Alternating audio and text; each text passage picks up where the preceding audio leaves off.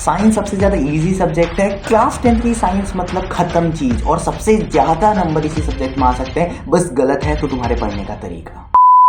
Hello मेरे सारे भाई बहनों, कैसे हो तुम लोग। आई होप तुम लोगों के बोर्ड्स की तैयारी बहुत ही ज़्यादा ज़ोर शोर से और बहुत ही तगड़ी चल रही होगी।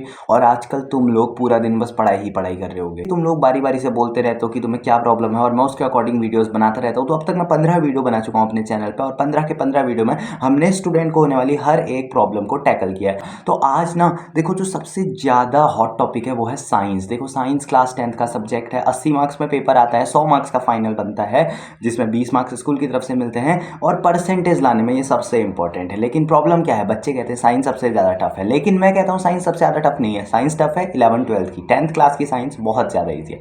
10th से ज़्यादा टफ तो यार 9th क्लास की साइंस है। अगर तुम लोग जब सीनियर क्लासेस में जाओगे तब तुम्हें पता चलेगा कि यार 10th से ज़्यादा टफ 9th की साइंस थी। तो देखो, अब पढ़ने का समय तो गया भैया, अब तुम्हें तरीके से पढ़ना है। देखो, तुम्हारे पास टाइम बहुत कम है, मतलब ना के बराबर टाइम है, क्योंकि 21 को तुम्हारा पेपर है और आज 20 है। तो यानी कल के पेपर के लिए तुम्हें पढ़ना है पूरी जोर शोर से, है ना। साइंस जैसे सब्जेक्ट को अब तुम सेपरेटली टाइम नहीं दे पाओगे। तो मैं आज बता रहा हूँ एक ऐसा तरीका कि जब तुम्हारा साइंस का पेपर होगा और उससे पहले तुम्हें 2 3 या 4 दिन की छुट्टी मिली होगी ना, तो तुम ऐसा क्या करोगे कि उन 2 3 4 दिनों में तुम्हारी पूरी साइंस, मतलब एकदम तुम इतना पढ़ के चले जाओ कि 80 में से कम 70 से ऊपर तो तुम्हारे आए। तो अब देखो, एक बात ध्यान से सुनो। सबसे पहले अगर हम थोड़ा सा अपनी साइंस को बांट ले तो वो 3 हिस्सों में डिवाइड है, फिजिक्स, केमिस्ट्री और बायो। और ये तीनों एक ही बुक के अंदर कंपाइल कर दिए गए हैं क्लास 10th लेवल में। तो अब इस एक बुक को तुमको पढ़ना है 80 नंबर के लिए, और इसमें से बहुत सारा सिलेबस तुम्हारा हट चुका है। तो जो सिलेबस रहा है उसको तुम ऐसा बताऊंगा कि तुम लोग 2 दिन के अंदर या 1 दिन के अंदर पूरी साइंस खत्म कर लो। देखो, जब भी तुम पढ़ने की शुरुआत करो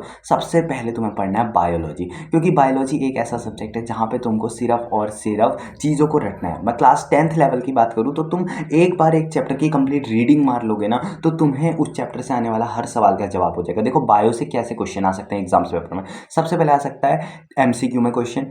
अगर तुमने एनसीईआरटी से लाइन बाय लाइन पूरा चैप्टर पढ़ा है, मैं एक बात ध्यान से कह रहा हूँ तुमको, इस बात को अच्छे से सुनो। साइंस वन शॉट लेक्चर्स मत देखो, यूट्यूब पे वन शॉट लेक्चर सिर्फ देखने हैं तुमको तो केमिस्ट्री के लिए देखो, बायो और फिजिक्स के लिए मत देखो, क्योंकि बहुत सारी चीज़ें मिसिंग है वन शॉट लेक्चर्स में। मैंने जो देखा, मैंने कुछ लोगों के वन शॉट लेक्चर्स देखे, बहुत सारी चीज़ें मिसिंग है। तो तुम्हें क्या लगेगा पता है, तुम्हें लगेगा तुमने 1 घंटे का वीडियो देख लिया है, तुम्हें वो चैप्टर पढ़ लिया, लेकिन जब तुम उस चैप्टर के क्वेश्चन करने को बैठोगे या बोर्ड में जब क्वेश्चन आएंगे उस चैप्टर से रिलेटेड, तुम सोचोगे यार पूरा चैप्टर पढ़ा था, लेकिन ये चीज़ कहाँ थी वो तो मुझे पता नहीं चला। देखो, फिजिक्स और बायोलॉजी में मेरा पर्सनल एक्सपीरियंस जो मैंने किया था वो ये था कि जब भी वन शॉट लेक्चर्स देख लो ना, उसके बाद फिजिक्स और बायोलॉजी के जो क्वेश्चंस आते हैं वो रिलेट ही नहीं कर पाते हम, मतलब हमें बहुत सारी चीजें मिसिंग दिख रही होती है। क्वेश्चंस आधा समझ आते हैं और आधा क्वेश्चन समझ नहीं आता। इसके लिए मेरी सिर्फ एक रिक्वेस्ट है, फिजिक्स और बायोलॉजी के लिए तुम्हें एनसीईआरटी से पूरी रीडिंग करनी है। देखो, एक चैप्टर मैक्स टू मैक्स पूरा रीडिंग करने में 1 घंटा लगता है, और तुम्हारे पास पूरे दिन में 13 14 15 बहुत सारे घंटे, जितना चाहो उतना पढ़ो। एक चैप्टर मैक्स टू मैक्स 1 घंटा 2 घंटा लेता है पूरी रीडिंग लेने में, और वो रीडिंग लेने के बाद फायदा तुम्हें इंस्टेंट पता नहीं चलता है, तब पता चलता है जब तुम पेपर देने बैठते हो और एमसीक्यू आता है, तुम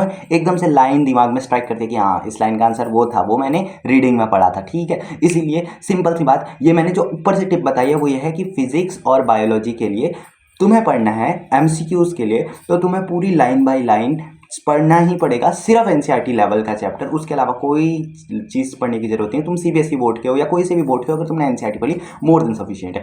अब हम आ जाते हैं अगले उसमें, केमिस्ट्री। देखो, केमिस्ट्री के लिए वन शॉट लेक्चर जरूर देखना, क्योंकि केमिस्ट्री में ऊपर ऊपर से आते हैं, मतलब जो बड़ा टॉपिक है सीधे उसी का क्वेश्चन उठ के आता है, और उसके लिए अपने जो वन शॉट लेक्चर है किसी भी क्रिएटर के यूट्यूब पर वो बहुत सफिशियंट है। तो केमिस्ट्री के लिए तुमको वन शॉट लेक्चर्स देखने, और फिजिक्स और बायोलॉजी के लिए एनसीईआरटी रीडिंग करनी है। ये थे एमसीक्यू के तरीके। अब हम नेक्स्ट उसमें आ जाते हैं कि जो 2 नंबर और 3 नंबर के क्वेश्चन है उनको कैसे टैकल। जैसे कि जब तुम एनसीईआरटी रीड कर रहे होगे तो बायोलॉजी से आने वाले हर 2 या 3 नंबर का सवाल तुम ऑटोमेटिकली आंसर में लिख लोगे, क्योंकि बायोलॉजी में सिर्फ वही क्वेश्चन उठ के आते हैं जो कि एनसीईआरटी में लाइन टू लाइन लिखे रहते हैं। थोड़ा सा मुश्किल से मुश्किल क्वेश्चन होता है तो उसको घुमा देते हैं, वरना चीज़ें वही रहती है। जहां पे थोड़ा सा टफ रहता है वो रहता है केमिस्ट्री के 2 या 3 नंबर के क्वेश्चन, क्योंकि फिजिक्स में सिंपल न्यूमेरिकल लिखा आता है, और क्लास 10th की अगर मैं फिजिक्स की बात करूँ तो गिनती के 5 से 6 फॉर्मूले हैं जिनको तुम्हें तमीज से थोड़ा सा तरीके से समझना है, और जिसके बाद तुम उनसे रिलेटेड सारे न्यूमेरिकल सॉल्व कर लोगे। ज़्यादा कुछ है नहीं, सिंपल ग्रेविटी का कॉन्सेप्ट है और फोर्स वगैरह है, प्रेशर वगैरह है, इन्हीं को पढ़ना है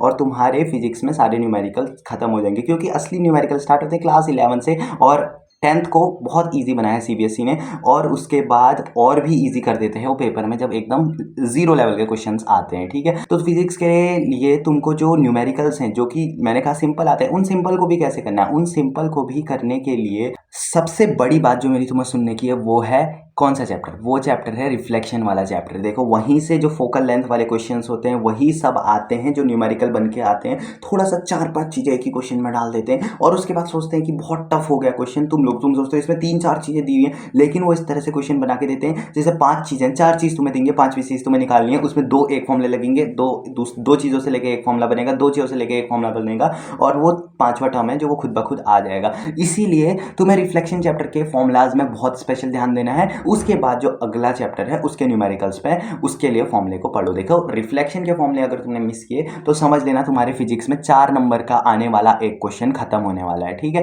तो ये है जो तुमको फिजिक्स के न्यूमेरिकल्स के लिए करना है। बाकी फिजिक्स में 2 या 3 नंबर का जो क्वेश्चन आता है वो बहुत ईजी लेवल का रहता है, ज्यादा कुछ टफ उसमें रहता नहीं है। जो मेन टफनेस रहती है वो होते हैं उसके न्यूमेरिकल, जो कि 4 नंबर में आते हैं, और तुम लोग क्योंकि तुमने फॉर्मूला नहीं पढ़ा रहता है इसलिए उसमें गलती कर देते हो, मिस कर जाते हो, ठीक है। बायो पूरी एनसीईआरटी पढ़नी है, उसके अलावा 1 नंबर आ जाए, 2 नंबर आ जाए, 3 नंबर आ जाए, कैसा क्वेश्चन आ जाए, अगर तुमने एनसीईआरटी पढ़ी है तो तुम बड़े ही आराम से कर दोगे। हेरिडिटी एंड इवोल्यूशन चैप्टर पर स्पेशल ध्यान देना, क्योंकि उससे मैंने देखा है कि 1 नंबर पे भी क्वेश्चन आता है, 2 नंबर पे भी और 3 नंबर पे भी। तो ठीक है, इस चैप्टर पे स्पेशल ध्यान देना, हेरिडिटी एंड इवोल्यूशन। उसके अलावा और भी जो चैप्टर हैं उन सब पे भी तुम ध्यान दोगे, एक बार एनसीईआरटी रीडिंग जरूर से करोगे। फिजिक्स केमिस्ट्री और मैथ्स नहीं, फिजिक्स केमिस्ट्री और बायो इस तरह से तुम्हारा हो जाएगा खत्म। हमें पेपर में दिखाना है कि हमको बहुत सारी चीजें आती हैं, भले ही हमको आना है।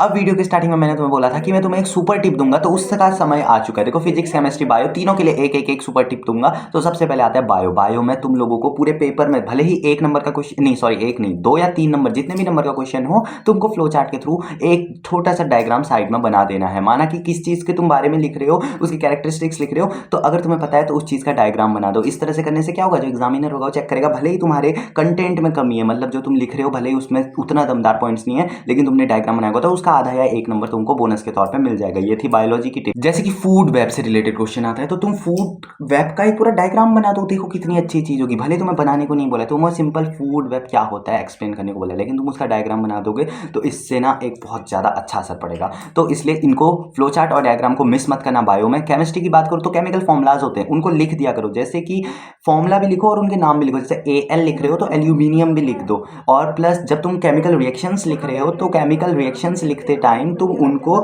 सब्जेक्ट फॉर्म में भी लिखो। मतलब कहने का मतलब है उनको जो फॉर्मूला के फॉर्म में है उसमें तो लिखो ही लिखो, लेकिन जो एलिमेंट के फॉर्म में होते हैं जैसे कि उनके नाम, उसके थ्रू भी लिखो। इससे क्या होगा, और उनको बॉक्सेस में बंद कर दो जो अपने केमिकल फॉर्मूलाज है।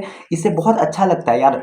अभी तुम्हें लग रहा होगा नॉर्मल चीज़ें, लेकिन अगर तुम एग्जाम में इनको करके आओगे तो तुम्हें अपनी आंखों से देखने में भी पेपर अच्छा लगेगा और जो चेक करने वाला है उसको भी अच्छा लगेगा। लास्ट में है फिजिक्स देखो ऐसी है जैसे कि तुम्हें पता है फिजिक्स में तुम्हारे हैं सबसे इंपॉर्टेंट चीज़ न्यूमेरिकल, जो कि 4 नंबर में आते हैं। तो इस चीज़ के लिए तुमको क्या करना है, तो जैसे माना रिफ्लेक्शन से एक न्यूमेरिकल आ गया तो तुम उसको आंसर कर रहे हो, focal length equals to this ऐसे करके अलग अलग चीज़ लिख रहे हो तुम, लेकिन तुम साथ ही साथ उसका डायग्राम के थ्रू जैसे बता भी दो कि ये अपना पूरा बता दिया तुमने, मिरर है तो इसमें इस तरह से रेस जाएंगी तो इस तरह की इमेज बनेगी। तुम उसको बताओ, जो क्वेश्चन में दिया है उसको भी अगर तुम लिख देते हो ना तो वो भी अपने आप में एक आधा नंबर या 1 नंबर दिलाने के काबिल होता है। तो इस तरह से ये थी तुम्हारी super tips physics chemistry bio की, और ये थी पूरी साइंस की स्ट्रेटेजी। देखो अगर तमीज से पढ़ोगे तो 2 दिन बहुत सफिशिएंट है। पूरी साइंस पढ़ी भी नहीं है तो भी सिलेबस खत्म करने के लिए मैंने बताया है इस वीडियो में, जो बताया उसको फॉलो करो। और मैं हमेशा कहता हूँ लाइक सब्सक्राइब नहीं करना है तो मत करो, लेकिन अपने दोस्त के साथ इस वीडियो को जरूर शेयर करना क्योंकि उसे भी इसकी जरूरत है। मिलता हूँ अगले वीडियो में, तब तक के लिए गुड बाय।